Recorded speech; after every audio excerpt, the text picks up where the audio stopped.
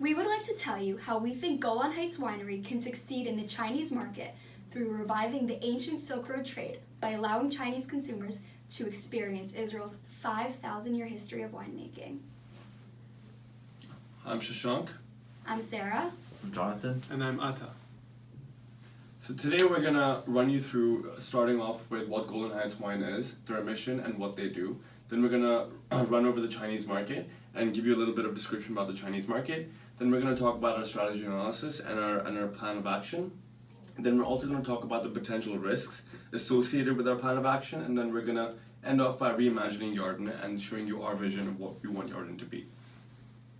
Golan Heights Winery was established in 1983 in Cut Street in Golan Heights. Its volcanic soil, cool climate, and water supply makes it the perfect place for growing grapes. It released its first wine in 1983, and it makes up 38% of Israeli imported wine. It exports to 25 countries, and its premium and super premium wine is right now in the Chinese market. Its price range is from 178 RMB to 1,500 RMB. So, as we mentioned earlier, its ideal land for growing premium wine grapes makes it a perfect spot, and it also has a micro vineyard which allows Golan Heights Winery to experiment with modern winemaking techniques to give the best tasting wines. Now moving on to the weaknesses, as we can see in the case memo, only 0.02% of the global wine market share is held by Israeli wine companies, which means that a lot of Israeli wine companies don't have a lot of brand recognition, and on top of that, Israel is also not regarded as a winemaking country. In terms of opportunities, we see that a lot of Chinese consumers are open to trying new wines and are not brand loyal, which means that if we use the right marketing techniques, we can lure those customers to us.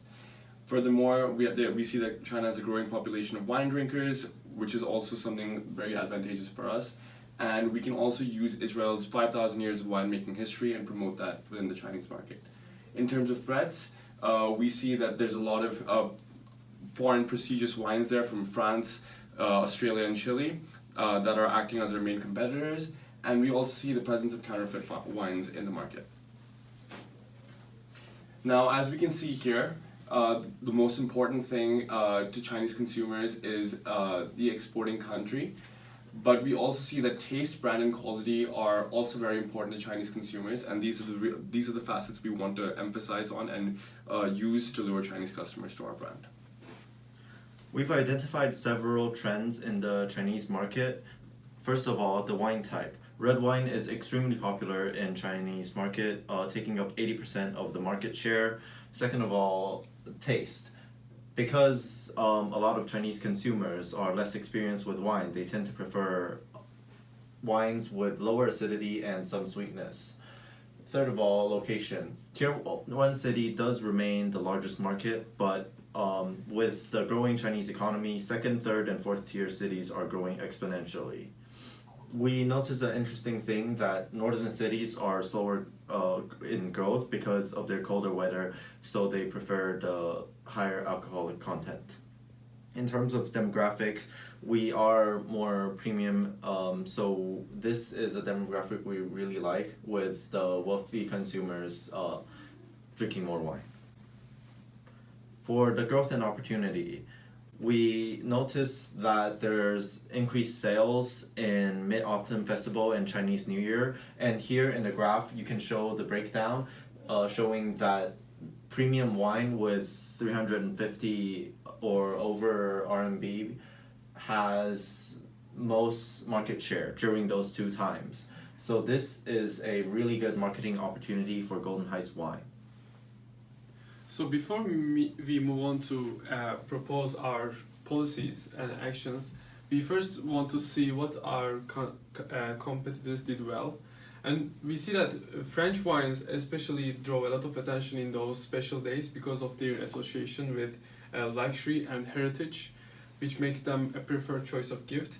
And Australian wine makers were able to infiltrate into the Chinese market by educating these uneducated wine consumers and introducing them their wines. And the Chilean wines were very successful in creating a very strong online marketing and presence in the web. And New Zealand wines were able to promote their wines through preparing booklets for uneducated Chinese wine consumers, explaining which Chinese food goes well with which New Zealand wine. And you can see from our competitors' packaging what they emphasize on. So you see here a castle in the first picture in which the wine company emphasizes tradition. And here in the mansion with medieval farmers showing that the history goes back centuries. And here you see a very successful advertisement campaign by one of our competitors who prepared special packagings for the Chinese New Year with giving a place to that year's special animal, which caused the sales of this company to skyrocket. Here's how Golden Height wine can succeed. First of all, one important thing to notice is that 70% of Chinese consumer have little to no knowledge of wine. So we want to enter by having an emphasis on the packaging with the new red and purple color, which we will explain later. Second step is to join the wine festival and exhibition. Once we have recognition and certain awards within these wine festival, it would be a lot easier to promote it, and it would be a lot easier to approach our distributor. Our distributor, we will explain later, has a really wide network which will increase our presence on the website and social media by working with us. We would distribute some of the wine pairing booklets like our competitor, and last but not least, the special holiday packaging and promotion with the Chinese New Year animal. So packaging is really important because in China, certain colors represent certain things. For example, white symbolizes death, red symbolizes good luck and happiness, and purple symbolizes luxury. So you can see here how it goes from white to red to purple, and similarly from white to red and purple, which shows that our wine brand is luxurious and it's great for a gift because of the good luck and happiness associated with it. For the second step, we wanted to join the wine competitions and festivals where we believe that Golan Heights wine can introduce their wine with prestigious awards, but we weren't able to see that this Golan Heights wine was one of the competitors in these very popular Chinese wine competitions, which are open to a lot of international wines. So after we win awards, it'll be a lot easier to have a great distributor like ASC Fine Wines really promote us, because right now our distributor is not doing a good job of promoting our wines. So the reason why we want to switch to ASC Fine Wines is because it's the largest importer of premium wines.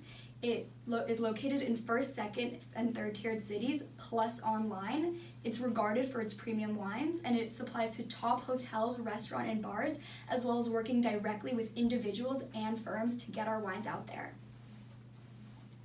So while we were researching for Golan Wine's presence in China, we noticed that the company has bare presence on the website. So here you see one example of a very popular website in China called Winewho with plus 300k monthly viewers, and you see the rigorous information here present in our competitor wine and how empty the space is for our wine brands. Yes. And this is Decanter China, the most popular wine website and platform for everything, and they have around more than 1,500 wine reviews, and we can see only one wine review for Golan Heights wine. Then after we increase our presence on these informative websites, we also want to push on advertising on social media. First, we want to go with the traditional way of signing an agreement with web celebrities and bloggers and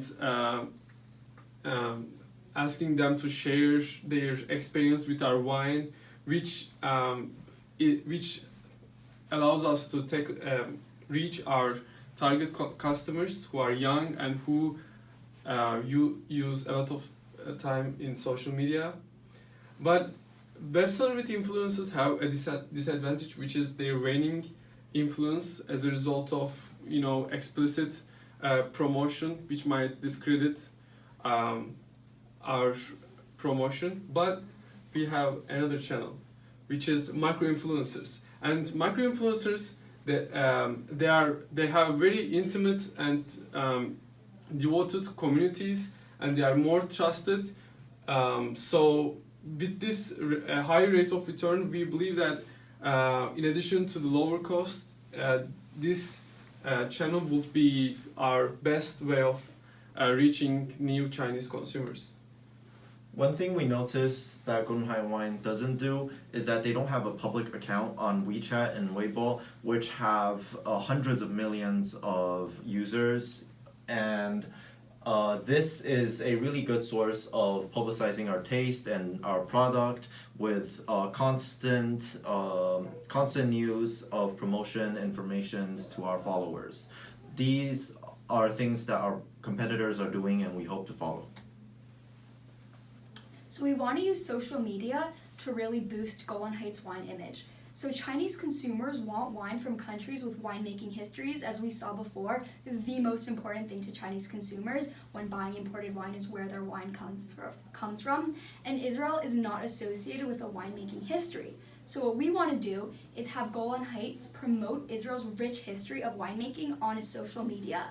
So through doing that, consumers are going to be more likely to buy Golan Heights wine through a heightened vision of what Israeli wine is. So we propose a new slogan, Golan Heights, experience Israel's 5,000-year history of making wine. And we also want to prepare Mandarin booklets for wine and food pairings, specially catered towards Yarden wines, which we hope will let us reach those uneducated Chinese consumers. Now, with all solutions, we also have potential risks.